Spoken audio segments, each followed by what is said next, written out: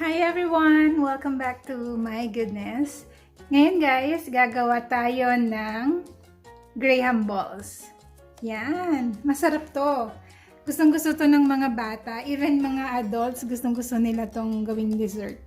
So just stay with me guys. Gagawa tayo ngayon. Pwede nyo tong panghanda, pwede sa Christmas, sa New Year, ng Graham balls. But make sure to click the subscribe button and click the notification button as well para na-inform kayo tuwing meron akong bagong upload sa aking channel. Okay, simulan na natin. So, madali lang tong dessert na to kasi mix lang, wala nang gagawing luto. So, importante meron tayong Graham o yung crushed Grahams. So, ang gagamitin ko yung 200 grams. And then, maglalagay tayo ng condensed milk. Depende sa panlasa nyo kung okay na. Kasi minsan ayaw nyo ng sobrang matamis. Ayaw nyo naman ng medyo parang matabang-tabang. Kasi dessert nga ito. So, ang gagawin nyo, pakonti-konti lang ng paglagay ng condensed milk. Kasi meron tayong consistency na gustong ma-achieve. Minsan, depende pati sa condensed milk na ginagamit nyo. So, maglalagay muna ako ng konti. Okay, hindi ko siya uubusin. Okay. And then, mimix ko.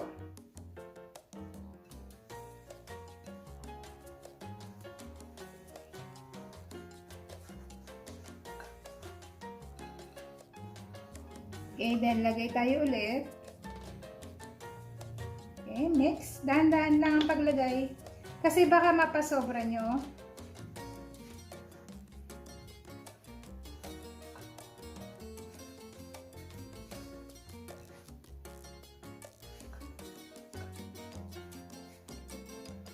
So, gagamit ako ng gloves.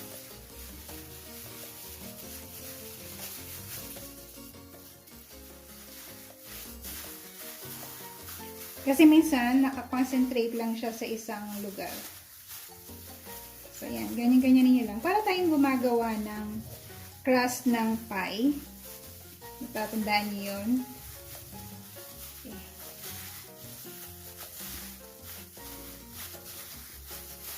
Kailangan to maging isang buong dough. So, pag nakikita nyo hindi pa siya nagmi-mix lahat, ibig sabihin kulang pa.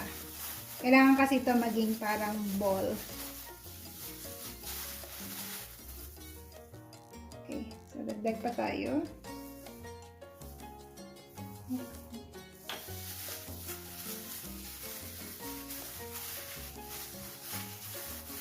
Pakita ko sa inyo pag na-achieve na natin yung inaasahan natin na result dapat.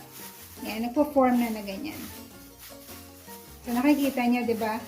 Wala nang kumakalat or wala nang humihiwalay. Konti na lang. So, malapit na natin ma-achieve. Check natin.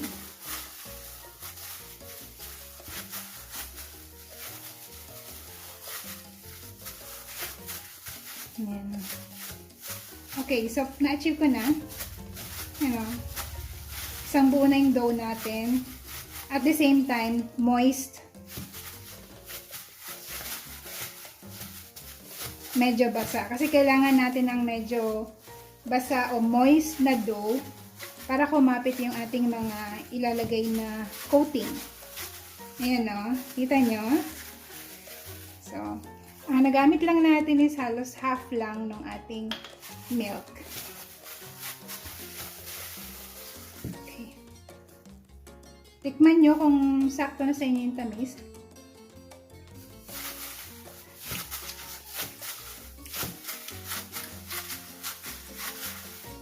Okay, sa akin okay na. Pwede rin kayong gumamit ng maliit lang na condensed milk. So, para mas madali sa inyo, pwede kayong gumamit ng tablespoon na sukatan, lalo na kung gagamitin yung pang business. Para sakto. Pwede nyo rin naman i-weigh. Okay lang din naman yun. So, sakto lang naman yung pagkuha ko. 1 tablespoon siya. So, ganito yan. Bilugin nyo lang and then ipa-flat natin. Flat. At kailangan magkasya yung inyong marshmallow. So, mas malaki yung marshmallow na binili ko. Pero merong mas maliit nito. Pwede yun ang gamitin nyo.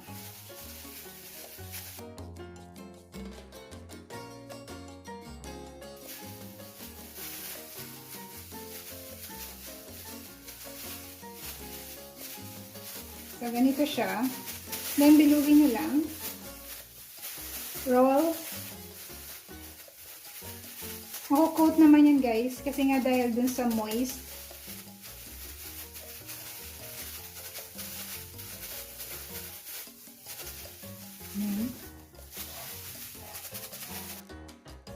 Ulit ako ng isa. Flatten. Now, you can do this with your kids. Gusto nila to. Yung ganitong ginagawa. Kasi simple lang. Tapos later on, meron na silang makakain. Okay. Overlap nyo lang. Parang gumagawa lang ng pandesal. And then, ikutin.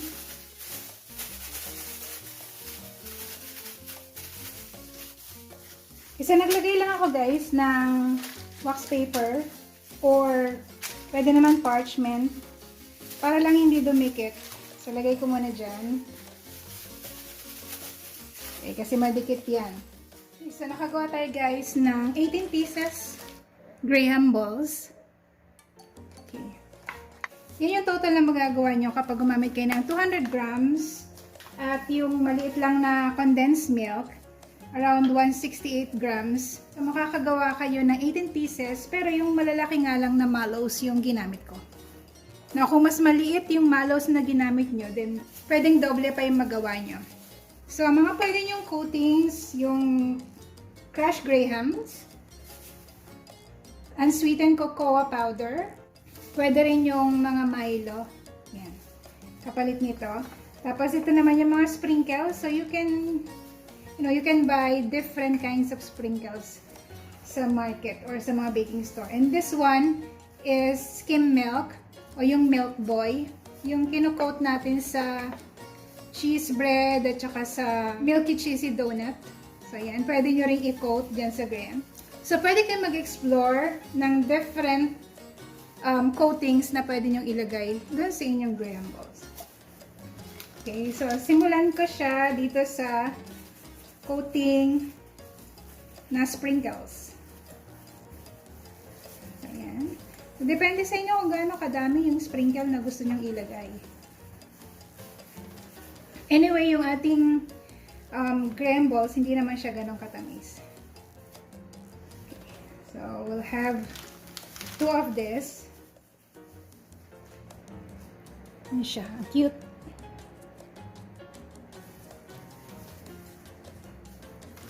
And then, pakita ko naman sa inyo yung merong milk. Ito yung skim milk. Pwede rin naman powdered milk. Yan yung magiging tsura niya. Masarap to lahat, guys. Mga coating na nilalagay ko. Ito naman yung regular niya. Pwedeng ganito lang ang ilagay nyo.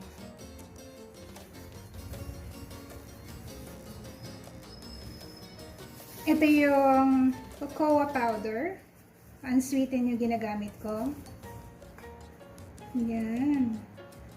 Chocolatey. Para sa mga mahilig mag-chocolate.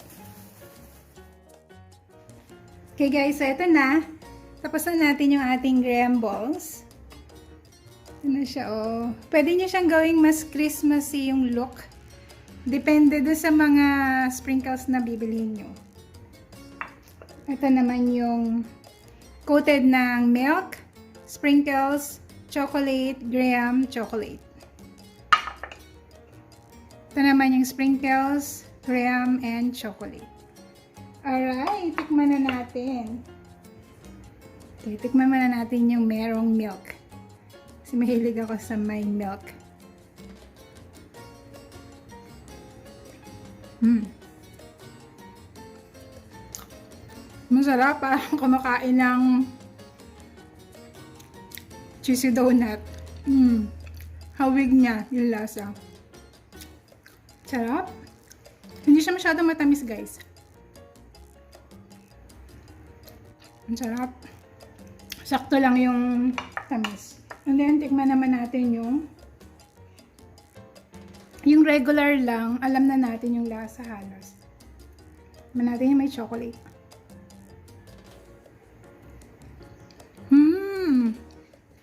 Masarap.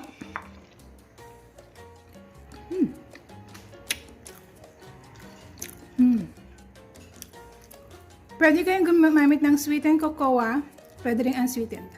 Or yung Milo. Masarap, guys. Bentang-benta to sa mga chikiting nyo. At sa Christmas, pang giveaways nyo na rin, panregalo nyo. Mura, simple. Pwedeng ipanghanda as dessert. Pwede nyo rin itong ilagay sa mga microwavable containers. Alright. Guys, thank you so much for watching this video.